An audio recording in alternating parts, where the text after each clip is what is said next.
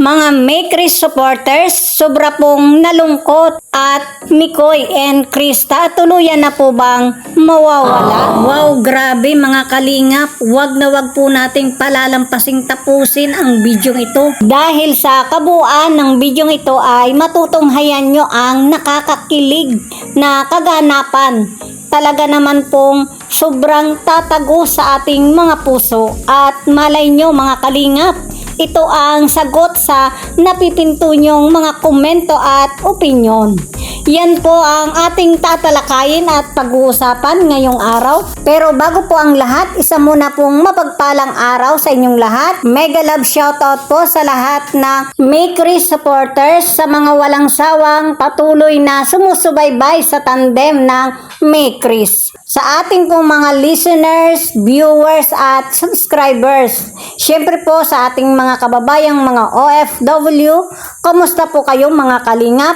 At kung bago ka pa lang sa aking munting YouTube channel, huwag na po kayong mahiyang mag-subscribe, like, share my videos, and click the notification bell para lagi po kayong updated sa lahat ng aking paparating na videos. At syempre, mega love shoutout po sa buong kalingap, kay Kuya Bal Santos Matubang, at syempre po kay Kalingap Rob. So, heto na mga kalingap, ang ating patuloy na sinusubaybayan ang tandem ng Mekris. Ang mga pangyayaring kaganapan sa latest vlog ni Kalingap Rob na talaga naman pong sobrang tatago sa ating mga puso. Yes! Ang mga eksenang mala teleseries. Wow, grabe mga kalingap. Subalit sa kabilang banda, marami pong viewers at supporters na sobra pong nalungkot sa tandem po ng Mekris na talaga naman pong masasabi nilang Mikoy and Krista tuluyan na bang mawawala?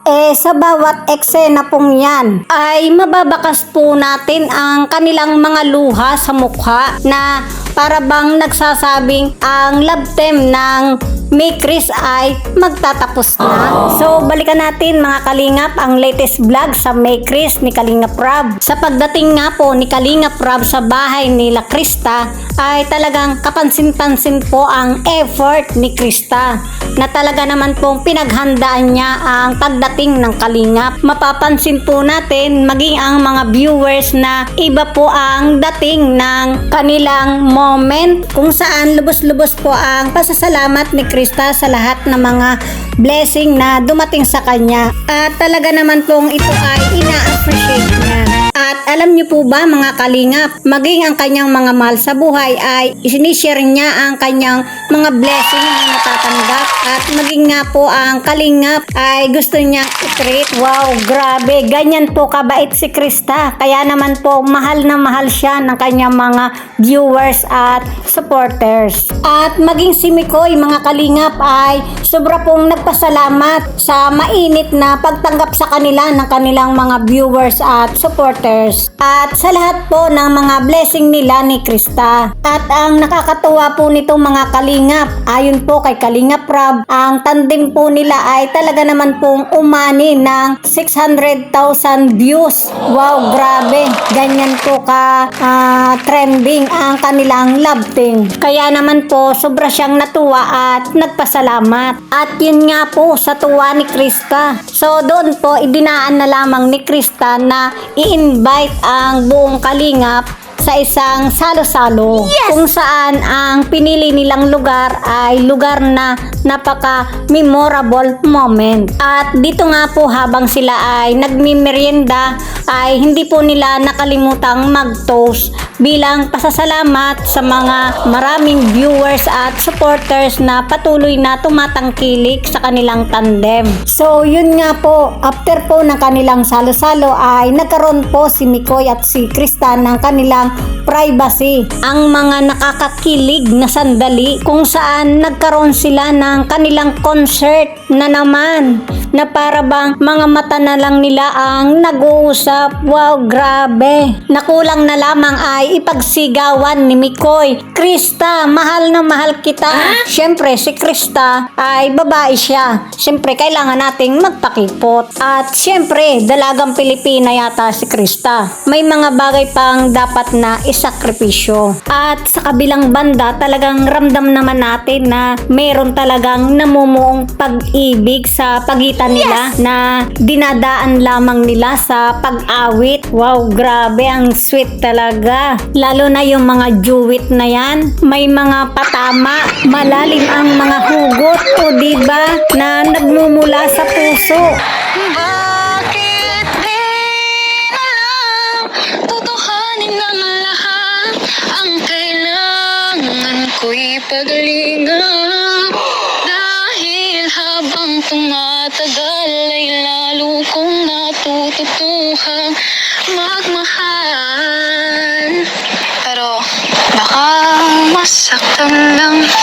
Sabi ko sa'yo eh, sa lyrics pa lang ang kailangan mo'y kalingap. Eh, kalingap ako.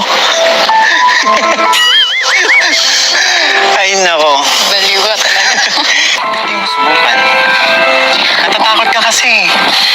Maata sa'yo ang puso't damdamin. Pangarap ko'y mapansin. Para kasing, alam mo yun, merong ibig sabihin. Wala yun. Uy, i-push nyo na yan. Charot. So, yun nga po mga kalingap ang nakakakilig sa kanila. At dumako naman po tayo sa kabilang banda. Muli, bumuhos na naman po ang biyaya kay Mikoy at kay Krista. Grabe nga po at sobrang blessing po talaga sila. At dito rin po napag-usapan ang mga susunod na kabanata ng tandem po ng May Chris. At yan po ang ating pinaka-aabang-abangan. Yun nga. No more I Love Mondays. Wala.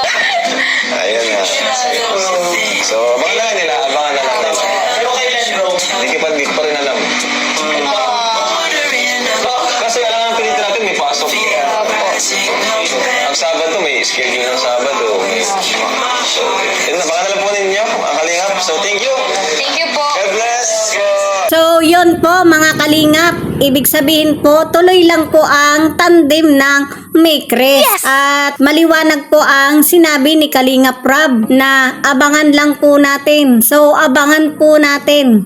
At dahil sa nag-aaral na nga po si Krista bilang respeto, re-schedule na lang po ng Kalingap ni Kalingap Rob ang pagbablog sa kanila ni Mikoy. So, abangan na lang po natin mga Kalingap. So, yan po ang update natin sa May Chris Tandem. Kung bago ka pa lang sa aking munting channel, huwag niyo pong kalimutang mag-subscribe and touch the notification bell. Thank you for watching. Thank you so much and God bless us.